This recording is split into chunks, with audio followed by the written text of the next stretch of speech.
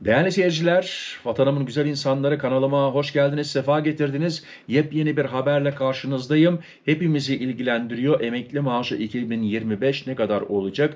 Yüzde kaç çıkacak? Tabii ki merak ediyoruz. Son haber geldi. Size hemen haberi iletiyorum. En düşük emekli maaşı ne kadar oldu? Bakan Işıkhan açıkladı. 2025 SSK Bağkur emeklisinin en düşük emekli maaşı ücreti. En düşük emekli maaşı düzenlemesinde son durum. 2025 memur ve emekli maaşı zamlarının merak ediliyordu. Yaklaşık 4 milyon emeklinin gözü yapılacak en düşük emekli maaşı zam düzenlemesine çevrilmişti. Çalışma ve Sosyal Güvenlik Bakanı Işıkhan en düşük SSK ve Bağkur emekli aylığını %15,75 arttırıldığını açıkladı. Peki 2025 en düşük emekli maaşı ne kadar oldu? 2025 SSK Bağkur emeklisinin en düşük emekli maaşı ne kadara yükseldi? 2025 yılı itibariyle en düşük emekli maaşının ne kadar olacağı belli oldu. Kök maaşı 12.500 liranın altında kalan emekliler, Aralık ayında belli olan 6 aylık enflasyon oranından yararlanamamıştı. Yaklaşık 4 milyon emeklinin gözü yapılacak olan en düşük emekli maaşı düzenlemesine çevrilmişti. Bakan Işıkhan tarafından yapılan açıklama sonrasında SSK ve Bağkur emeklisinin en düşük emekli aylığı tutarı belli oldu. Peki 2025 en düşük emekli maaşı ne kadar oldu? Yüzde kaç zam yapıldı? Çalışma ve Sosyal Güvenlik Bakanı Işıkhan en düşük SSK ve Bağkur emekli aylığını %15,75 arttırarak 14.469 liraya yükselttiklerini bildirdi. Cumhurbaşkanı Yardımcısı Cevdet Yılmaz duyurmuştu. Cumhurbaşkanı Yardımcısı Cevdet Yılmaz'dan emekli maaşlarına ilişkin bir açıklama geldi. Cevdet Yılmaz bu konuda bir çalışma yapacaklarının altını çizdi. Diğer ücretler artarken asgari düzeyde kalanların olduğu gibi tutulmasının doğru olmadığını düşündüklerini anlatan Yılmaz, bir çalışma yapacağız ve bir kanuni düzenleme muhtemelen gündeme gelecek.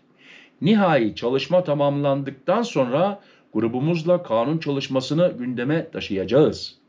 Ocak ayı içinde bu gerçekleşecektir diye düşünüyorum diye konuştu. Peki beklenti ne yöndeydi?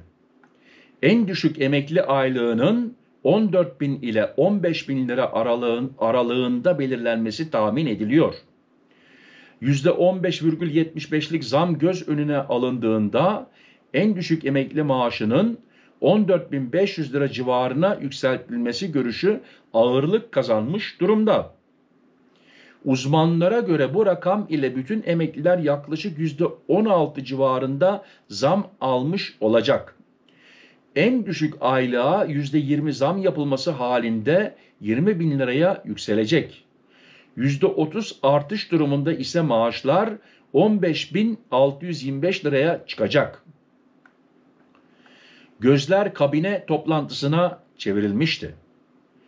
Kabine dün Beştepe'de Cumhurbaşkanı Recep Tayyip Erdoğan başkanlığında toplandı.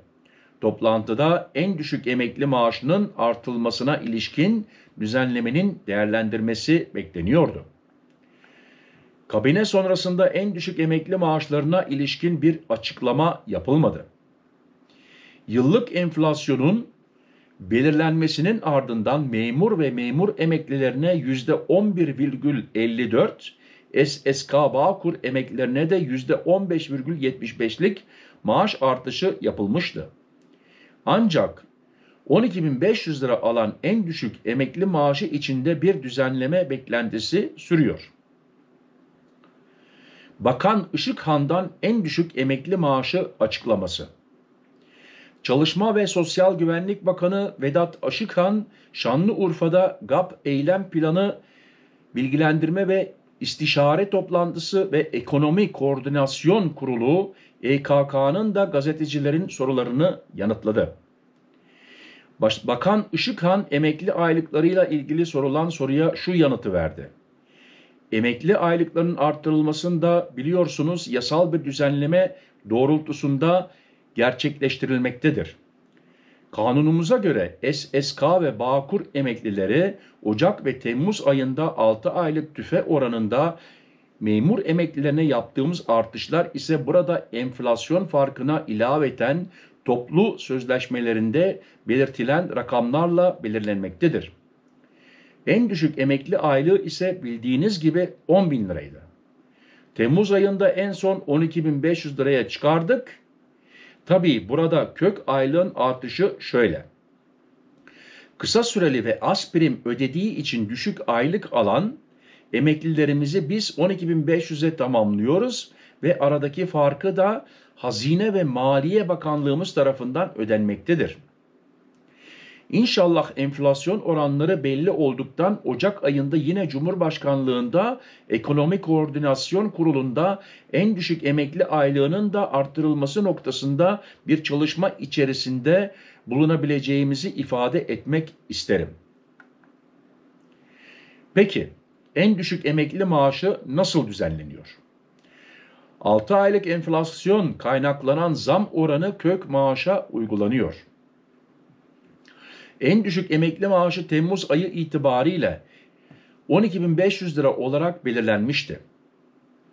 Enflasyon zamına rağmen bu rakamın altında kalan aylıklar 12.500 liraya tamamlanmıştı.